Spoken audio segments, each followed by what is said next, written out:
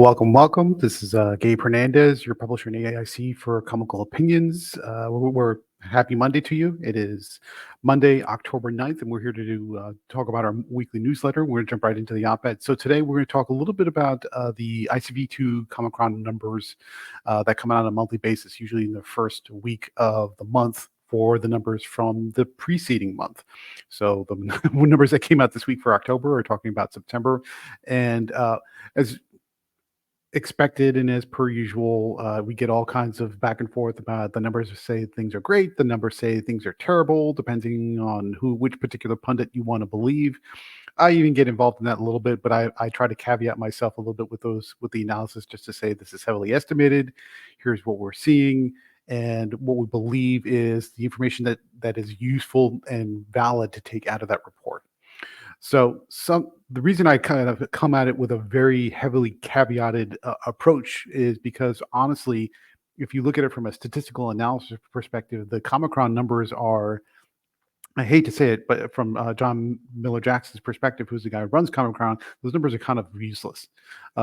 That's not to say that you can't extract some value from it, but if you were to ever present that report for a validity test to somebody who is into data analytics, they would just basically throw it in the trash, because there are a lot of things that go into that report that are heavily based on assumptions.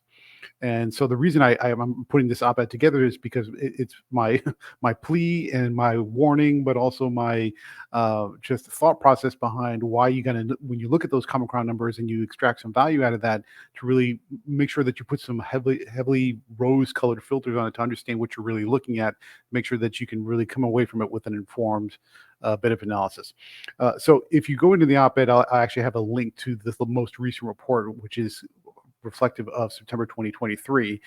Read it in full. You can see all the numbers there and see what everybody's reacting to. But really, I want to give some information about why it's what you should be looking for in a statistically valid report. Why that the Comichron report doesn't really sort of meet that bar, and what you can extract from it that it's at least somewhat valuable. So the Comichron report, and John Miller Jackson puts all his thought process into, if you go to Comichron's website, you can see all the assumptions he makes. But I want to highlight three in particular that are particularly telling, and why you just sort of all of a sudden want to pull back from those numbers and say, hey, this is no good. First thing, it's based upon a baseline assumption that the main Batman title always makes or comes into a baseline average of 100,000 sales per month. That's actually not true from a perspective. We can't prove that. Ever since the Diamond breakup, Diamond didn't break up, but ever since the publishers left Diamond starting in the COVID-19 lockdowns, you don't get those numbers anymore. Nobody's giving out those numbers. And most likely nobody's giving out those numbers because the numbers are not good, or they're not reflective of positive outcomes. And you say, well, how do you know that if you don't have the numbers? The reason I know that is because if the numbers were great, if DC or Marvel were putting out record-selling numbers, they would be bragging about that. They're not. And they're doing, as a matter of fact, they're doing everything to be extremely quiet about their numbers, which to me, from a marketing perspective, would tell you that the numbers are not great. So the fact that the report goes on an assumption that Batman is hitting a baseline of 100,000 is probably not true. It's a guess, but assuming that it is hitting those 100,000 numbers is also a guess. So that's kind of a bad problem right there. Second, it's based on a sampling of data of folks from 100 stores across the United States, which is not statistically relevant. If we go by the rough assumption that there's somewhere in the range of about 2,000 brick and mortar comic stores, I'm not talking about flea markets that have a stand or something like that on shops.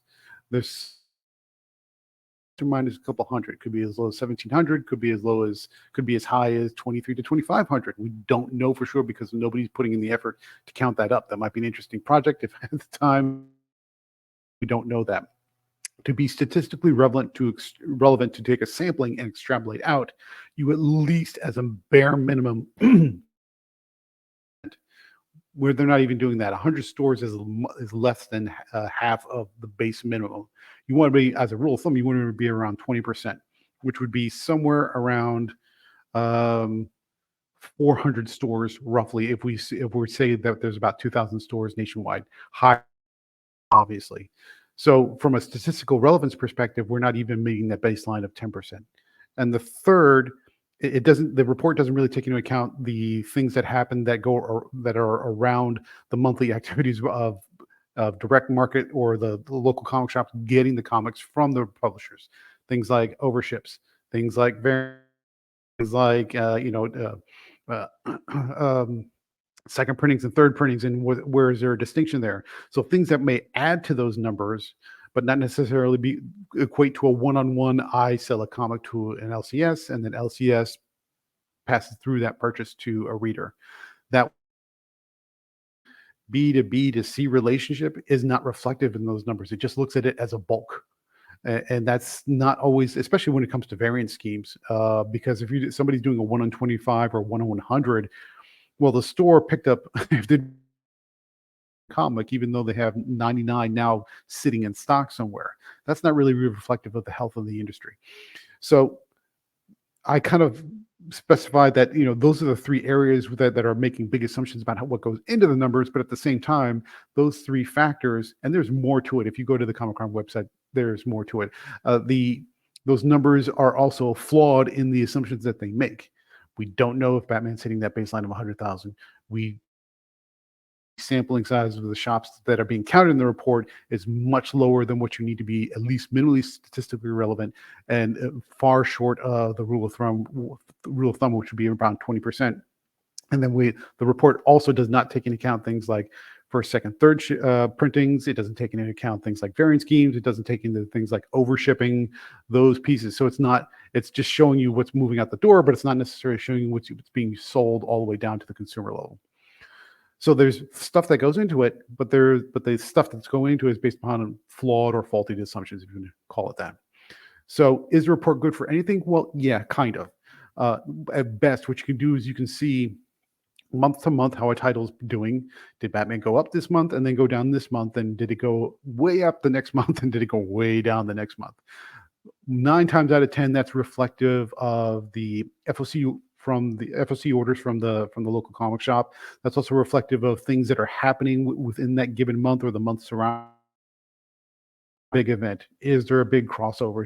Are they getting a guest writer or a guest artist? Sometimes those things have impact, and you can see trending of how a title does from month to month, going up or down in either direction.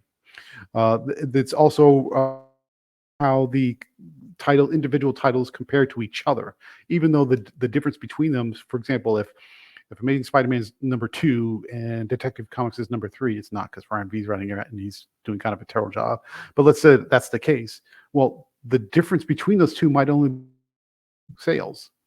So even though you say, well, ASM is doing, there's no sense of scale or scope as to accurately how far apart they are. Is it by a little bit? Is it a lot? Are they almost tied? Or is one second and one is a distant third? We have no idea. But at least you can see that one relative to the other is doing better. Even if that difference is not a lot, at least it's doing a little bit better. So should the report go away? Does that mean it's completely worth it? Technically speaking, no.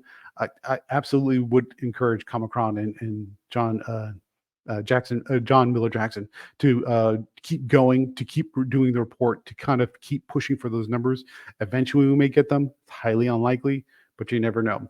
And at the very least, it gives you an idea of how certain events like how certain external activities like events, crossovers, guest creators, how they influence a title from month to month. You can see it go up and down much, but it's something. So what I would say is it worthless? No, the Comichron report is not completely worthless, but it's not telling you what most people are telling you it's telling you. And so you just need to go into that as an informed decision. So that's the op-ed. Let me know what you think about the ICV2 Comichron report. Do you read it every month? Do you ignore it every month? Are you sort of kind of sick of hearing about all the drama and noise around it? Or do you just read it for what it is and just kind of have a little fun with the noise? One way or the other.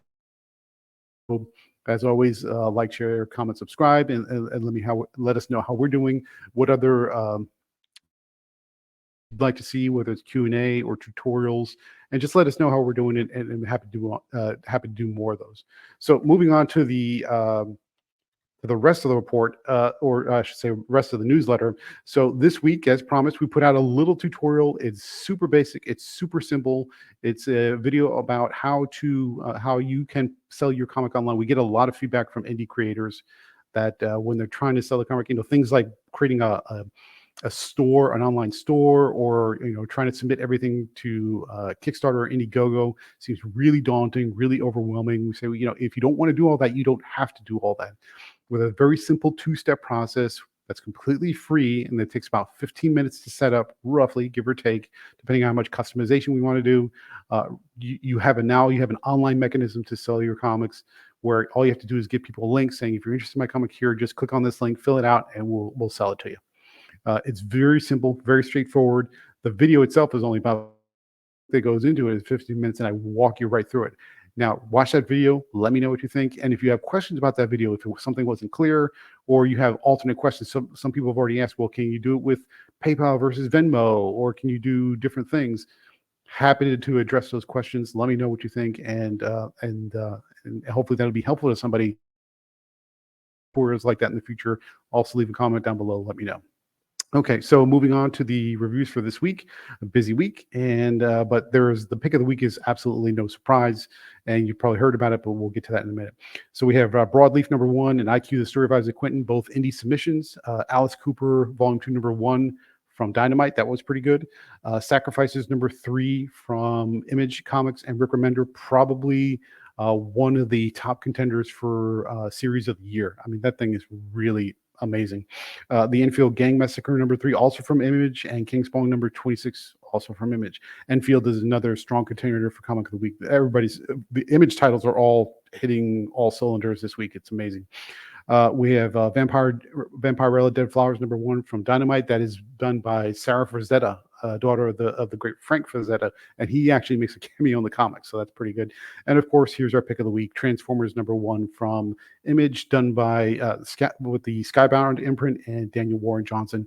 They absolutely nailed the homage to the original source material, but giving a little bit of a fresh twist. Fantastic. It was a fantastic issue. That's definitely our pick of the week. We have Grim Fairy Tales Volume 2 #76. The Year Cthulhu is sort of continuing a little bit. Sheena, Queen of the Jungle, Fatal Exams #2. That's going to be the continuation of her research into some mysterious drilling in a nature preserve. The Mighty Barbarians #6 from Ablaze. That is the finale to Michael Morrissey's League of Extraordinary Barbarians issue. So that turned out pretty well. The Accursed #1 from Blood Moon Comics, story about a brother and sister team who are monster hunters. And The Devil That Wears My Face #1 from Mad Cave. That is a 18th century European possession horror comic. So and that was actually pretty a good read if you're into horror. Coming up for next week, we have Creepshow Volume 2 #2 from Image. Scorched #22, which is basically Team Spawn, also from Image. From Dynamite, we have Army of Darkness Forever #1, and that's it. For Blood Moon, we have Mundus. I'm going to say this right, Mundus Tenebris #1 from Blood Moon. We have Saint Seiya from Ablaze. That is kind of an expansion of their manga line. Project Reese #3 from Mad Cave. Bloodborne Bleak Dominion #2 from Titan. That's from Cullen Bunn, continuing in the Bloodborne video game adaptation. Scarlet Couture, The Munich File #3 from Titan. Van Helsing, The Syndicate from Zenescope. And Cults #2, also from Blood Moon Comics. And a few more. We're still working on a few titles that are in flux. We'll see how that goes. We have some Tokyo Pop and Blaze manga graphic novels from last week we need to catch up on, so we'll probably add them into the end of the week as time continues. So that's it. Happy Monday. It's October 9th, 2023. This is Gabe Hernandez for ComicalOpinions. If you're listening to this on podcast, please leave a comment and review. Let us know how we're doing and how we can do things better. If you're listening on YouTube, or watching on YouTube, I should say, please like, share, comment, subscribe, leave a comment. Let us know how we're doing. And if you're reading this on our newsletter, please, well, you wouldn't be listening to this if you're reading on the newsletter, but if you read this on our newsletter, please share with your friends, let people know, please spread the word. We're trying to do more, trying to do better. And that's it. I am Gabe Hernandez for ComicalOpinions, signing off, and you have a great Monday.